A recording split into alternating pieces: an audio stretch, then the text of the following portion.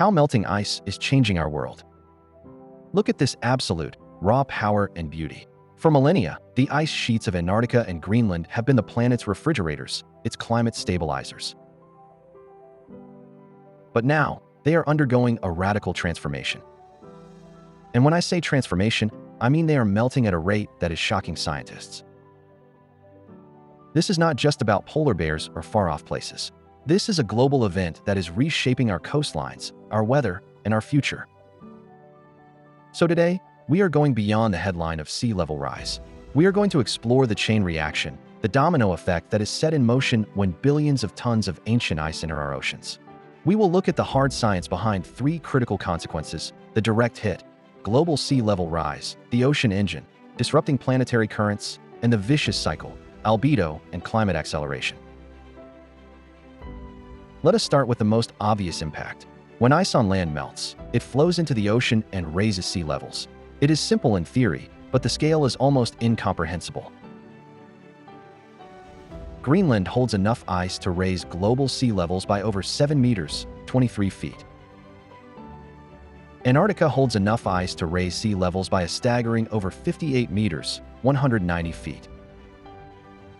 Now, we are not talking about that happening overnight, but the rate of melt is accelerating due to a process called marine ice cliff instability in Antarctica and surface melt in Greenland.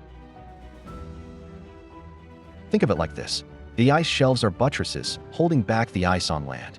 As warming water melts them from below, these buttresses weaken and collapse. It is like removing a dam. What are the consequences? By 2100, hundreds of millions of people could be displaced.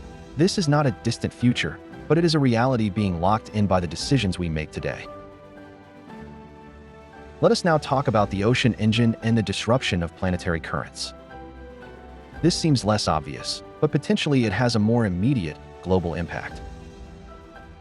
Our planet has a global conveyor belt, a system of deep ocean currents called the Atlantic Meridional Overturning Circulation, or AMOC.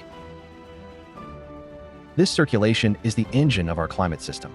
It distributes heat around the globe, giving Europe its relatively mild winters and influencing weather patterns worldwide. But here is the problem. This engine runs on a delicate balance of salt and temperature, and the melting ice sheets are pouring a massive amount of fresh, cold water into the North Atlantic. This fresh water is less dense than salt water.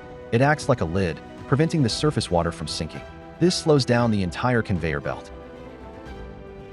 So what happens if the AMOC slows down or, as some studies warned, collapses? Europe could see much colder winters. Monsoon patterns in Africa and Asia could shift, threatening food security for billions. Storm tracks could change, leading to more extreme weather in North America. So, are we tampering with the very plumbing of our climate system? Finally, let us talk about a powerful feedback loop that is accelerating everything: the albedo effect. Albedo is a measure of reflectivity. Fresh snow and ice have a high albedo. They reflect up to 90% of solar energy back into space. But open ocean water and land have a low albedo. They absorb up to 90% of that energy, heating up the planet.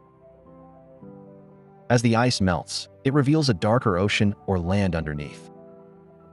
This newly exposed dark surface absorbs more heat, which causes more warming in the region, which in turn melts more ice. It is a self-reinforcing, vicious cycle. This Arctic amplification is one reason the poles are warming 2 to 3 times faster than the global average. It is not just a symptom of climate change, but it is now a major driver of it. So, let us connect the dots. The melting ice is not just one problem. It has the trigger for a cascade of interconnected crises. It raises sea levels, threatening our coastlines. It disrupts ocean currents, destabilizing global weather. It accelerates global warming through feedback loops. We are pushing our planetary system toward tipping points from which it may be difficult to return. The ice sheets are not just passive victims. They are active players in our climate, and we are changing their fundamental nature. But this knowledge is not a reason for despair. It is a reason for action. Understanding the profound science behind these changes is the first step toward developing the solutions, the mitigation to reduce emissions, and the adaptation to protect our communities.